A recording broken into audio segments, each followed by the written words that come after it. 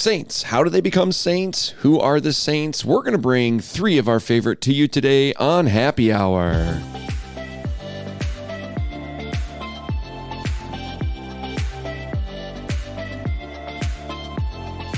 Welcome back to Happy Hour, our podcast for young adults here at the Cathedral of the Most Sacred Heart of Jesus. I'm Rick. I'm Janet. And we have a special guest with us today. She was going to introduce herself just now, but I cut her off.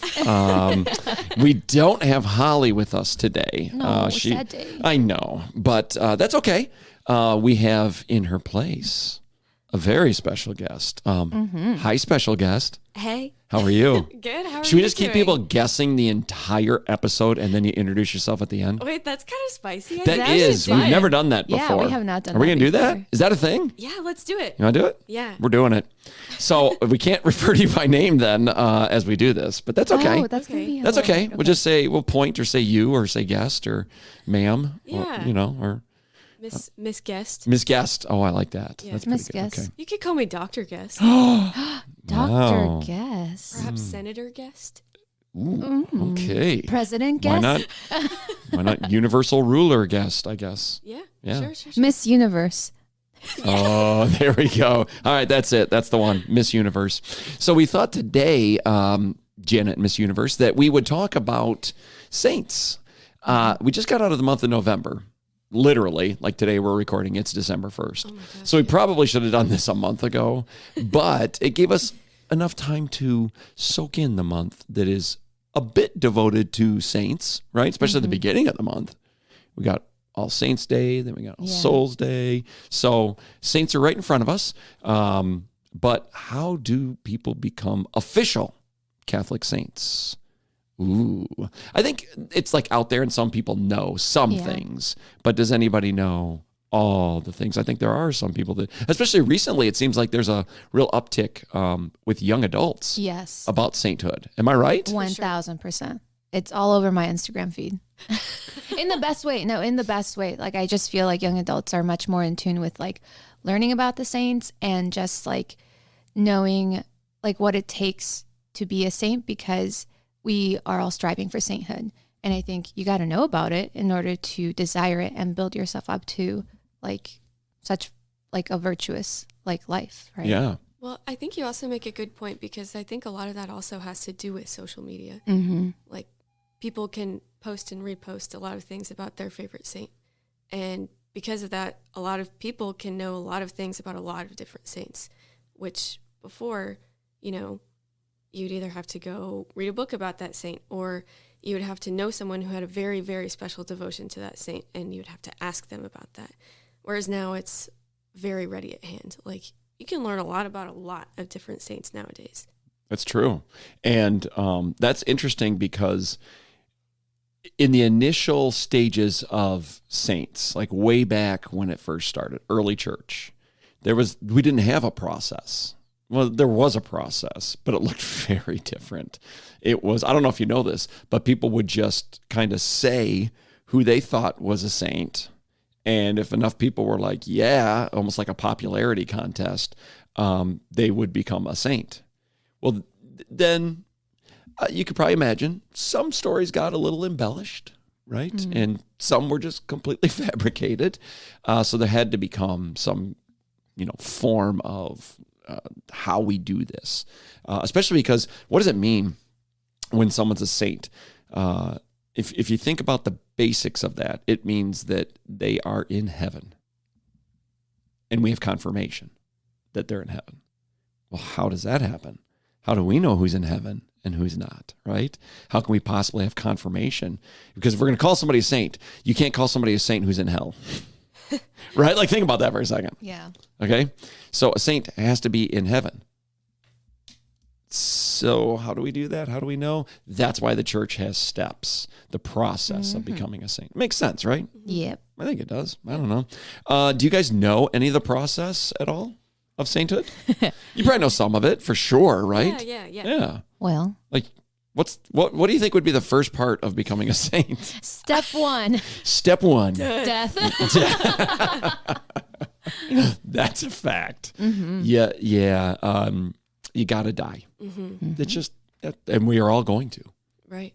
None of us get out of this alive, right? Who is it? Was it Ben Franklin? Death and taxes or something? I don't know who said it. I just probably made that up. It could have been. I mean, Benjamin Franklin did a lot of things, so. Some people think he was a president. Really? For real. Well, I guess that makes sense. Isn't he on the Mount Rushmore? Or is he not? He's not. Oh, right. So I was but he is on the one. $100 bill. Yeah. Okay. So that's what you were thinking of, I think. Yeah. But because you probably aren't carrying around $100 bills all the time, right? You probably haven't seen that. That I know. I could be mistaken, Miss Universe. That you, right. No one knows who I am right now. I just figured you weren't rolling with cash. It's all on your card. Right. And I'm obviously not like a very good. I don't really know my monuments very well either. So I love it. Why do I associate him with that monument? Who is on Mount Rushmore now that I think about it? Washington, right? Abraham Lincoln. Is it yeah. Teddy Roosevelt? Somebody Google that while we're yeah. Because right now our listeners are probably Googling it. Probably These guys don't know anything and they're going to talk to us about saints. Or they're not Googling it and they're like, oh my gosh. Yeah, they probably these know. guys are really dumb. They probably all know. Like, oh, I'm turning this podcast off. And I don't blame you. Okay. We got Theodore Roosevelt, Okay, Teddy. Abraham Lincoln, George Washington. Okay, we got those three. Yeah. So let me guess on the last one. Okay. Is it no, I'm not. I was gonna never mind. Say it. No, I'm not gonna say Come it. on. Let's go with it's gotta be kind of I don't know. Eisenhower? No, Thomas Jefferson. I know this. I know because he's probably the most controversial one up there. Jefferson? I probably shouldn't go into what I think I know because then fact check. And did he own slaves? I think he did. Did he really? I think, and that's why it's controversial that he's up there. Yeah. So I could be mistaken, but you're going to fact check me right now. Yeah. I think that's why he's the most controversial one up there. I don't know. I could be wrong. I know he is a bit of a controversial dude, so Yeah. that's about where my knowledge ends on that. Yeah. Oh my goodness. We're so sorry, listeners. We took this in a Yeah. completely different direction, but Over 600 people. wait, what? Huh? Yeah. Oh, Over 600 enslaved people. okay. That's so, just straight from Google. okay. Yeah. No, I've heard it. Okay. So I kind of knew. Yeah. Well, Anyways. good news. Benjamin Franklin's not up there. Or bad news. I don't know. Maybe he should replace somebody. I don't know. I wish he was up there. He was not a president, but he is on the highest form of currency that we have in the United States. So that says something about him, right? How did we get on Ben Franklin? I said something. I don't even know anymore. Anyway, we're talking about saints and the path to sainthood. How about that? So death is the first. Death is It sounds so the first morbid, step. doesn't it? Hey, memento mori, right? That's true. We need to have it at the forefront. We spoke about this before on a podcast. We should have it at the forefront of our mind. We should be reminded of that. Okay, so death, that's the first step. And then, so once somebody has died, there is actually a set number of years you have to wait before somebody brings it to the local bishop and says, hey, I know a guy, right? How long do you think that is that you have to wait? Isn't it 5? 5 minutes? 5 years. 5 years, yes. Final answer, 5. I like to phone a friend. Yes, it is 5 years. So 5-year wait. Then somebody brings it to the local bishop and says, hey, I got a cause for maybe canonization. And that's when they're given a title. Do you know what that title is? SOG. That's the abbreviation I give it. Servant of God. SOG. SOG. SOG. Servant of God. That is correct. Yes. Wow. I feel like we should be given points or something. We should have a game show. Yeah. I don't know.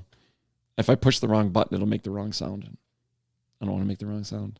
Why not? Randomly push a button, then special guest. Okay. And we'll go with that. Miss Universe. Miss Universe. And that was the correct answer. Oh, wait. I'm sorry. We're going to push that button again. And that was the correct answer. And we're so sorry about that. We're so sad about that correct answer. Okay, so step 1, SOG, servant of God, right? Mm-hmm. So what is step 2? Do we know what step 2 is, what the name is, kind of what comes forth from that? I think This, wait, how Because, many? okay, so sorry, once you become a servant of God, then it goes over to the Vatican, and the Vatican starts to check in on the life, the writings, the beliefs, the how they conducted themselves with people, all those things. They really check the person out. Yeah. Okay, and if the Vatican gives it a thumbs up in terms of servant of God, what's the next step called? Is the next one venerable? Yeah, I was gonna say venerable. Oh, good call. Oh my goodness gracious me. Nice. Yes, excellent call. Sweet. Venerable. Okay, so during the venerable stage, there has to be something that happens to continue to advance. A miracle? Very good. Yes, a miracle has to be attributed to them, right? But after they've been dead. And that's an important distinction, right? Because you can't say, oh, yeah, no, when they were alive, this totally happened. That's hard to corroborate and validate. And then also, if we're talking about them on the path to sainthood, again, we have to know that they're in heaven. So where do miracles come from? Do you know? Who performs miracles?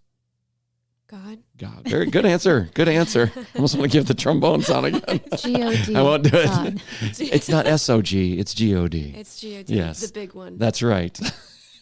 The big guy. Big Poppy in the sky. Oh my gosh. Oh my gosh. Shout out to Boston Red Sox and Big Poppy. This is a terrible podcast. I'm so sorry. It's my fault. I think we're doing good. You're doing good? Okay. I'm Well, liking this. okay, good. I'm glad somebody's liking it. So again, this is to show that they're in heaven, that they're with God, and that God performs a miracle, right? Through the servant of God's, or the venerable's intercession at this point, right? But there's three things that the miracle has to, like characteristics of the miracle, okay? Three characteristics of the miracle. Ooh, Mm. this is hard to. This is the toughest part probably of it all. Do you know what they are? Or I have an idea of one. 3 characteristics. Of the miracle itself. I call it Lou. L. L-O-U or L? I guess I guess I won't call things by initials anymore. First of all, it has to be lasting. The miracle has to be lasting, at least a year, for whatever So a lot of the miracles that are attributed are medical. They don't have to be, but a lot of them, the vast majority are. Have you ever heard of miracles that are attributed to saints? Yes. Yeah. Any spicy ones? Saint Bernadette. What happened from Saint Bernadette? Or, wait, Saint Bernadette. I'm just going to list the ones I'm thinking of. Okay. Pope John Paul II. Yeah. Do you know the miracle that was attributed to him? Wasn't it a woman who had Alzheimer's? Yes. Yes. Very good. Wow. Yeah. Yeah. Wait, I don't know that one. Yeah. I think that was his first one because the second one was, I believe, a woman who had cancer. I think, and she was in Latin America. Was it cancer? I think so. We are going to get fact checked all over the place on this podcast. Yeah, let us know. That's okay. We don't know everything. That's why we're talking about it, right? True. We're about to find out how little we know. Actually, this is great. Okay, so it has to be lasting, Yeah. right? It has to be instantaneous. Like it has to happen now. It's not. And then the last part is it has to be unexplainable, right? It has to be unexplainable. There's no science that can be used to show, no, this is actually what happened and why it happened. So those are three big things, though, when you think about what it takes to have a miracle. It can't just be hearsay. The church is very strict on letting saints in or attributing miracles at all. Even if we're not talking about sainthood miracles, there have been miracles supposed miracles that have been happening, and then the church goes and investigates, and the vast majority, like 90% of them are like, no, it's scientifically explained this way. And some people used to think that, oh, the Catholic Church makes everything a miracle or everything. No, actually, we're the harshest critic of all of them. We really are. We hire professionals to come and disprove things. People who don't even believe in God. That's who we hire to come and disprove things. Isn't that crazy? Yeah. All our Eucharistic miracles, too. That's a huge. Our exorcist, they got to be skeptical. They do. Usually they bring in psychologists to use as well. Yeah, on all those things. So that's great. Okay, so we've got that second step. Venerable is we're good to go. Miracle happens. It's instantaneous. It's lasting, and it's unexplainable. What's the next step? After venerable. Blessed. Blessed. Yay. Blessed. Now, there is a step that has to happen during this phase before you can be canonized a saint. Another miracle. Another miracle! Oh my goodness. So another miracle has to happen, but it has to happen in this step after they've been called blessed. Mm-hmm. So it can't be another miracle from before that. It has to be, this is confirmation of those steps. It's confirmation of all these steps leading up to knowing we can be assured that they're in heaven, right? So another miracle, and again, it's probably medical, and we see it in Pope St. John Paul II. Yeah, that's how you said it. Mm-hmm. In his life, there was those two medical ones, and in most of them, it's almost always medical. Now, after the second miracle, what happens? Sainthood. Sainthood! Final trombone. All right. So yeah, sainthood, canonized, and they get a feast day. Mm-hmm. Actually, I think you can get a feast day before canonization. I think you do get a feast day before canonization, but now it's recognized by the universal church. Instead of say, maybe they've been on their path to sainthood and you can get a day devoted to them, but it'd be local. Mm-hmm. Now this is universal. This is all over. So now it's good. We're all good. But did you know there are exceptions to some of the rules? What? Yeah. Yep. Didn't know that, did you, Miss Universe? I didn't. Wow. Can you tell us about some of those exceptions? I mean, I don't mind dropping a little knowledge Oh, today. Please do. We'll give one exception here.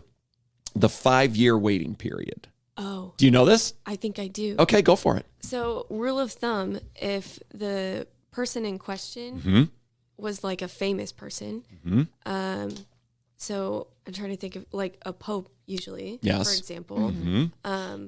the waiting period extends to 100 years. Oh, wow.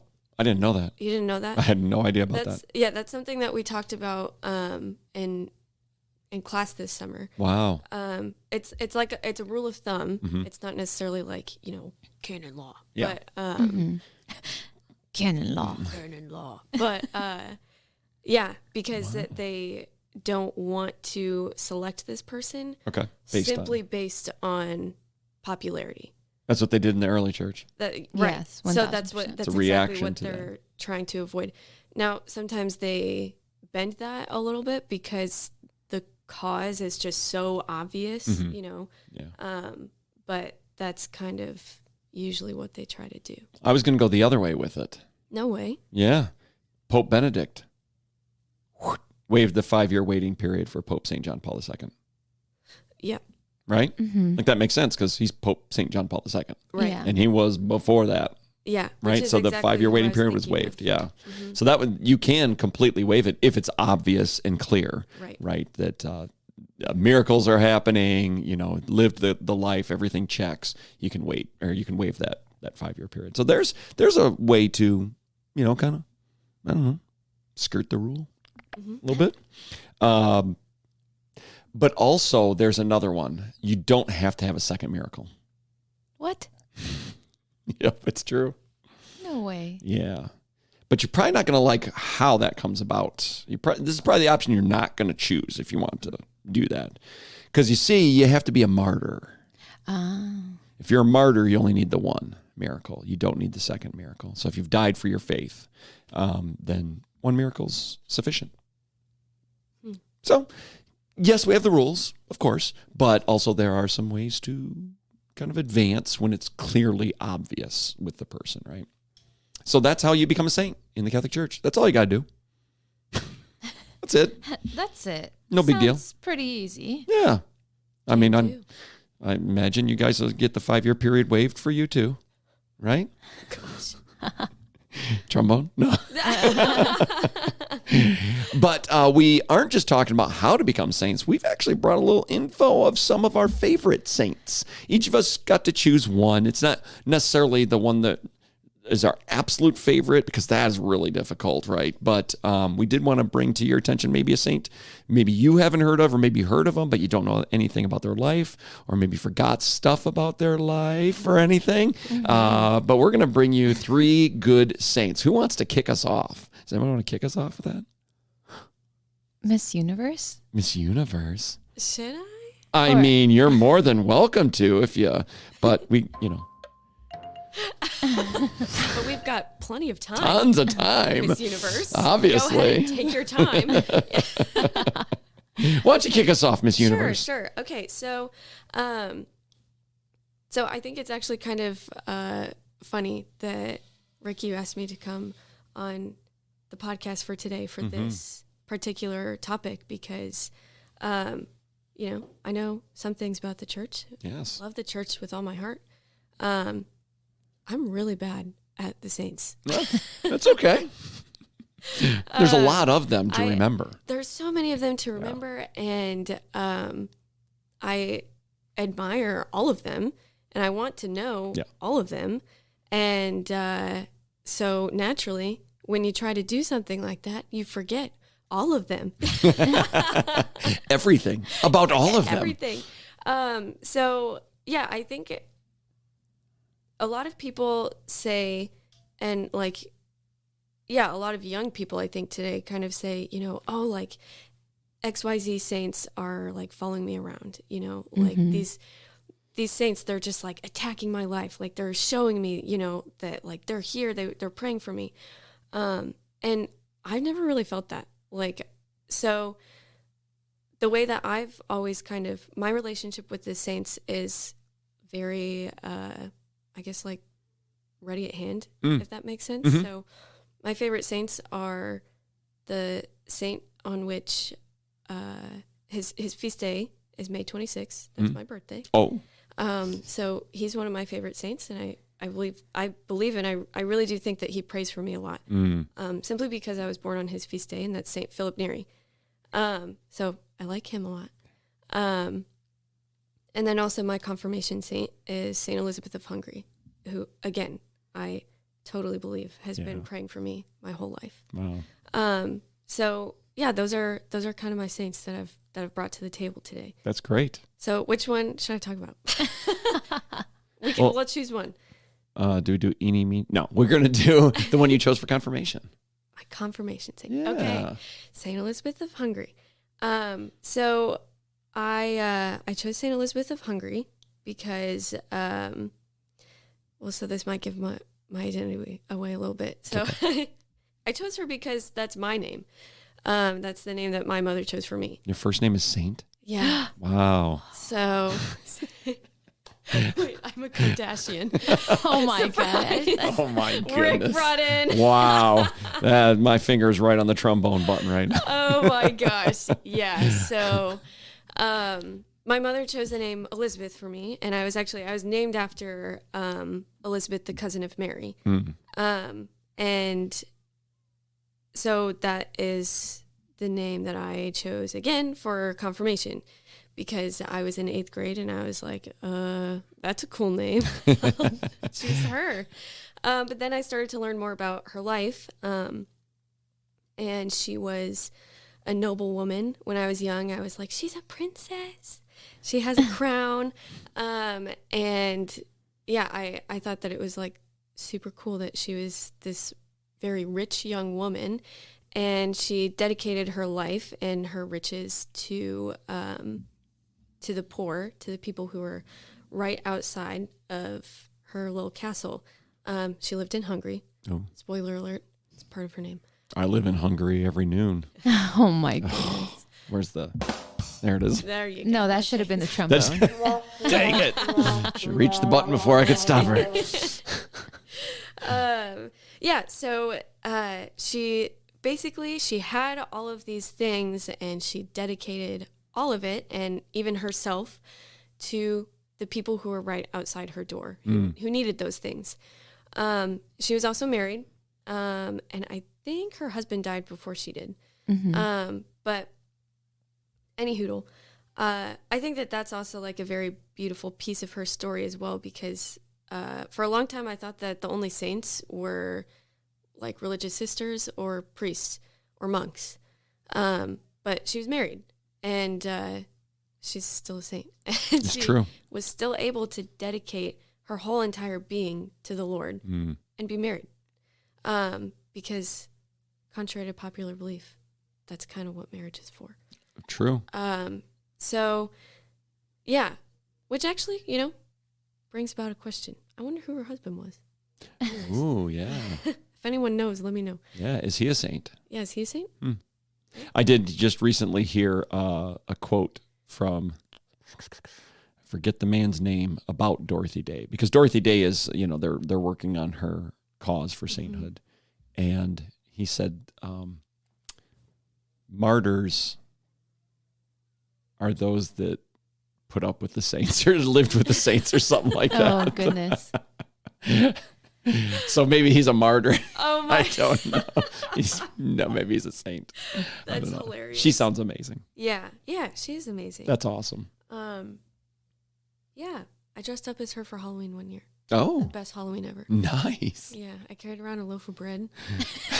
So I had a snack with me all night. That's perfect. It was amazing. A healthy snack. It's bread. It depends who you ask. It depends on the bread. It does. Yeah. Oh. It was $1 Walmart bread in the sale section. Yeah, you would have been better off carrying candy around. Probably. Well, awesome. Thanks for bringing her to the table. Yeah, you're welcome. Special guest, Miss Universe. Miss Universe. On the table, St. Elizabeth. of There it Hungary. is. All right, I'll leave it up to you, Janet.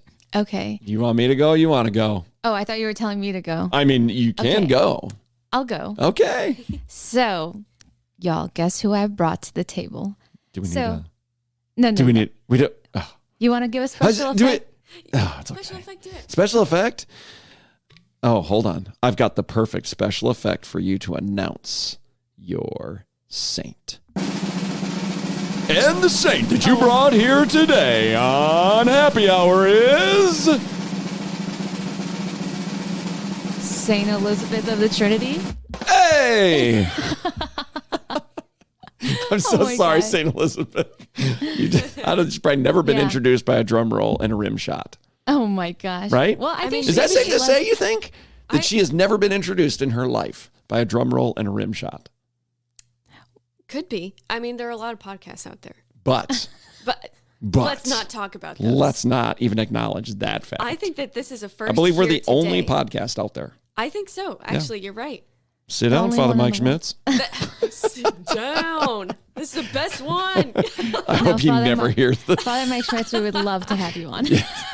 Father Mike Schmitz, please come There on you this go. podcast. But yeah, I brought another Elizabeth. Yeah. Cool name. I wonder. I wonder who. My sister's name is also Elizabeth. But yeah, I brought St. Elizabeth of the Trinity because I think a lot of people, so I'm kind of the opposite of you, Miss Universe. I feel like I am all in for the saints because I think that was when I started going deeper in my faith. I think the saints really just propelled that. And for me, it's like I could read and learn anything about the saints. And for some reason, it just really sticks. I'm always just like, I know this about the saint, or like, yeah. So like, it just like really sticks to my head. And I do always feel like they're following me around, or I'm like, dang, they're stalking me this week. Like, and I always take that very heavily into consideration because it's like, okay, what are you trying to say? Like, and I dig a little and I'm like, oh, I didn't know you were the person who said this one thing. And it means something in my life at that time. But I think St. Elizabeth of the Trinity, she is one of the saints that is the least talked about among the Carmelites. Because I think a lot of people would think, oh, you were going to talk about St. Therese of Lisieux because she's my homegirl. Or you were going to talk about like Mother Teresa or St. Teresa of Avila, other homegirls. But no, St. Elizabeth of the Trinity. She was born in France. I know that. Dijon, France. Ooh, good And, mustard. Yeah, good mustard, right? Yes. Is that really Yeah. It's for real. Yeah. That's where it comes now from. Miss Universe. Oh, is that really? Yes. The answer is yes. But yeah, born in France, Dijon, France. And just like Saint Therese of Lisieux, she also died very young. And she wasn't in Carmel for too long either. She entered when she was 21 and she passed away when she was 26. So she was only in Carmel for 5 years. Kind of the same just as Saint Therese of Lisieux. She wasn't in Carmel for that long because Saint Therese of Lisieux died at 24. Hence why I always refer to my 24th year right now as my saint year. But the thing about Saint Elizabeth of the Trinity is that she was a mystic. She was a composer. She was very musically inclined. And the thing about the saints is that we think that they're so perfect, they're so virtuous. But the thing is that the reason why they're saints is because they work so hard against their like human condition, right? We are called to do the same, right?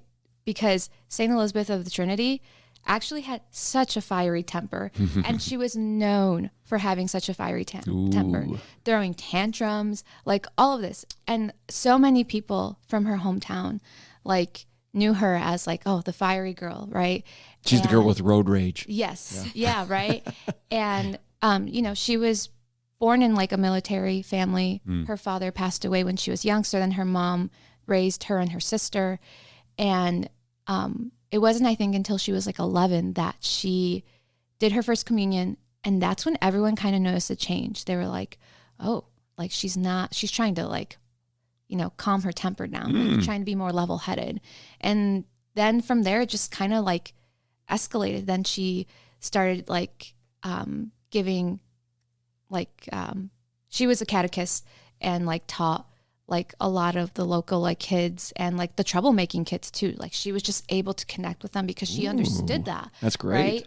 And her mom was just like, I think you're going to get married. Like, stop thinking about like wanting to be a nun, because actually where their apartment was right across the street was Carmel. And little did she know one day she was going to end up there.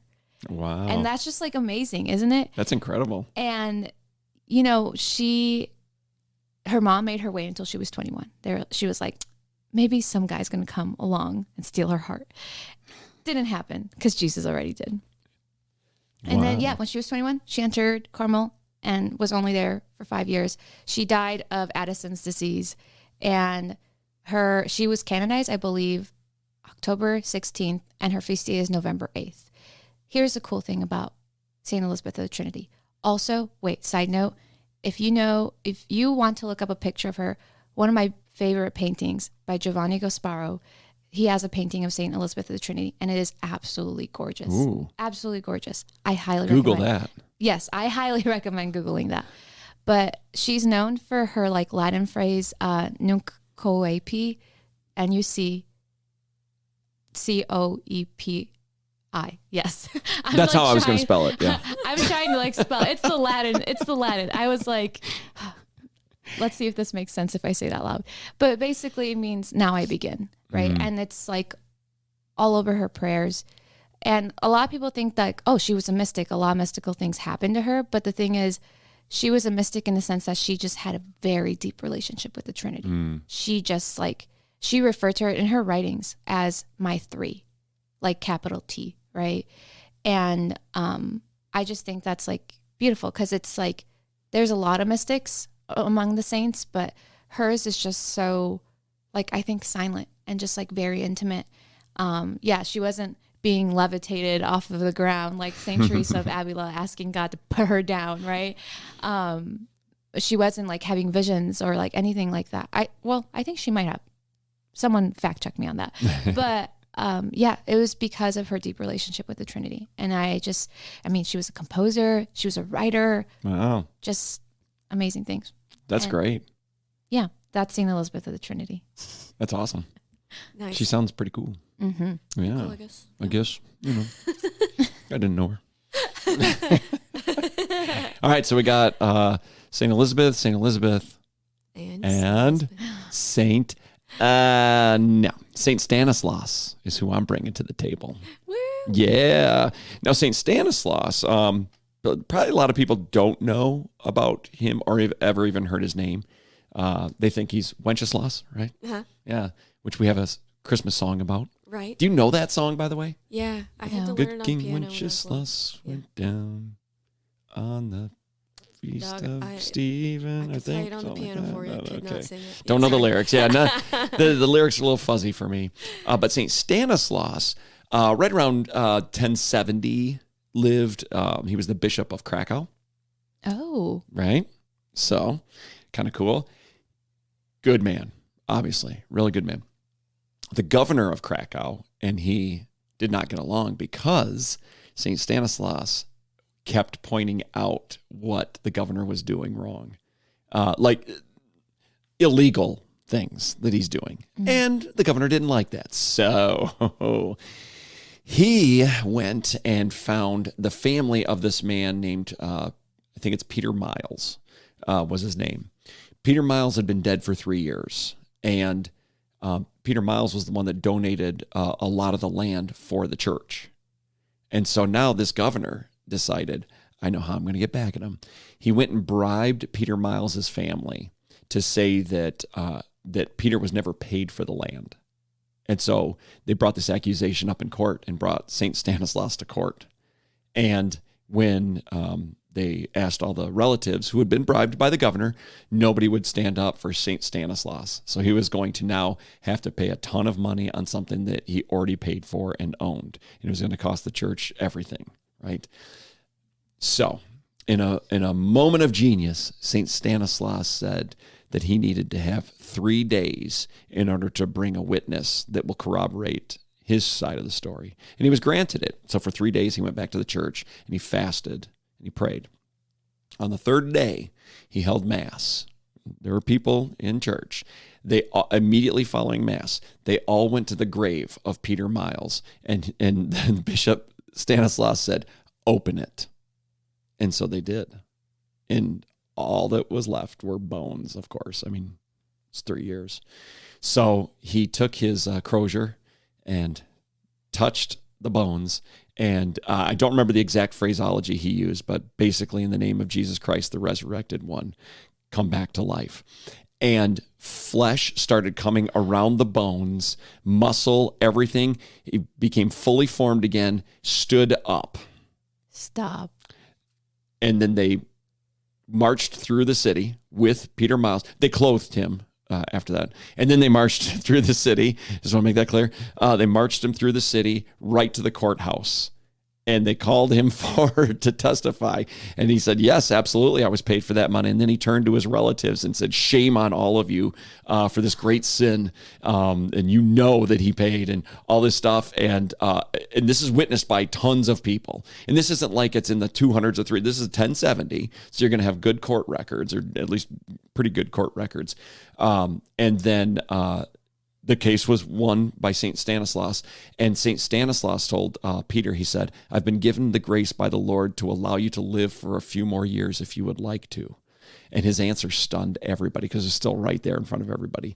He said that he's been in purgatory and he does not want to return to earth because he does not want to risk his salvation because he knew he was in purgatory. He knew heaven was coming. He said, I don't want to risk my salvation by coming back to the world. He said, but instead, could you pray for my lessening of time in purgatory? And St. Stanislaus says, absolutely. So immediately following, they all marched right back to the grave site.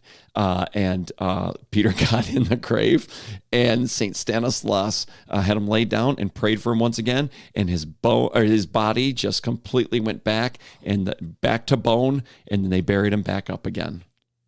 Oh my gosh, I have chills. I know, right? And here's so it was witnessed by tons of people, right?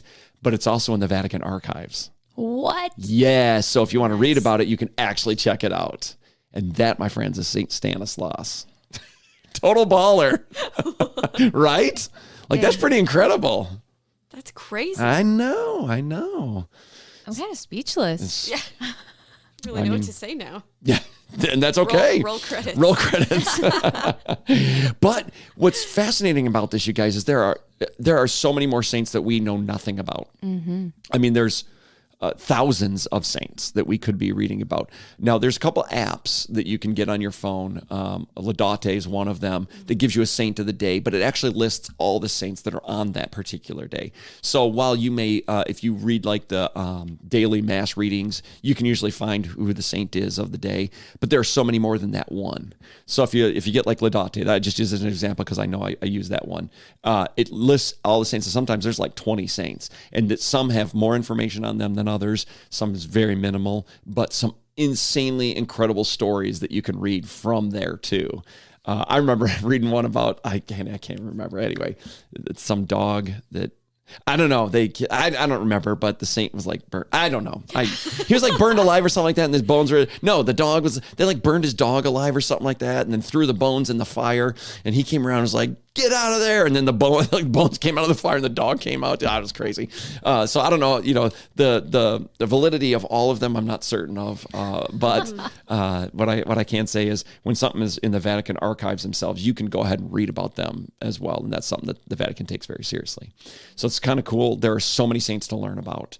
Who is your saint? That's the question for you listening right now. And if you don't have one, you don't know one, it's simple. Look up your birthday, see who's then. Look if you've been confirmed, just read a bit more about your confirmation saint, or just start choosing a profession, and you can Google. So if you work as something right now, Google who the patron saint is of your work and find out about them and emulate them, because ultimately our saints are pointing us to Christ. Right? Some people say, well, why would you have saints when we have Jesus? Absolutely, of course.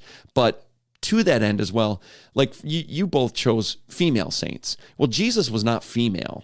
He did not live a life as a female. So it's nice to have somebody who was a female living the life that wants to be like Jesus and seeing how that can be accomplished and how we can emulate that, because they're emulating Christ. That's the goal of the saints, right? It's not that we worship them, because we don't. We only worship three people. The Father, Son, and the Holy Spirit. Gotcha. The Trinity. That's right. Somebody's like, I know he's going to say Mary, but we don't worship Mary. But who is your saint? That's kind of the goal. Well, before we sign off, I guess it would probably be appropriate that we find out who Miss Universe actually is. Oh my gosh, wait, yeah. I know, right? Time to unveil. All right, Miss Universe. Do you need a drum roll, or you're just going to come out and say it? I'll just come out and All say right, here we go. I really am a Kardashian. I knew it. Oh my gosh. Why is she in Knoxville? No, I'm Lizzie Morris. Hey. I feel like by this point, everyone probably knew. No. Maybe not. Definitely not. There's a lot of people that listen to this who have never met you, or they don't even know your title or who True. you are. That's true. Yeah. So I suppose I'll say that now, right? That'd be good. So my name is Lizzie Morris. I am the young adult coordinator for the diocese Of Knoxville. This one. This particular diocese. So that's my job. I'm an ECHO student. I don't know if Janet has ever explained what ECHO is on the podcast, but I'm an ECHO student along with my community member, Janet. Yeah, she's my roomie. Yeah. And so I take classes at the University of Notre Dame during the summer, and I'm getting my master's degree in theology. Despite all of the... I really did not showcase any of that this podcast. It's a good thing it's not a master's on Benjamin Franklin. Oh my gosh. For real. Yeah. I would not Or know. Mount Rushmore. For any of us. Oh gosh. Wow, we've come a long way in this podcast, haven't we? We really have. Yeah. Well, I was telling Janet this. I told God a couple weeks ago. I was like, God, I really I'm praying with humility nowadays, and It's been given. it's been given In full. in full. It's been given in full. So, yeah, And this is your first podcast, is that correct? this is my first ever Whoa! podcast. I feel like I need the air horn. Yeah, but I don't Yeah. have that sound effect, so I'm so sorry. Yeah, it's been cool. Thanks for inviting me on. Great job. Thank you for Thanks for joining us. coming. Yeah. And thanks to everybody who's listening. This is such a good podcast to forward to people who maybe don't understand saints or want to know a little bit more about the Catholic faith and why we have saints. So if you know somebody like that, share this with them. Like it, subscribe, do all the fun things that help us out. We appreciate you. We hope you find your saint, and we hope that you are on the pathway to your own sainthood. God bless. We'll see you next time on Happy Hour.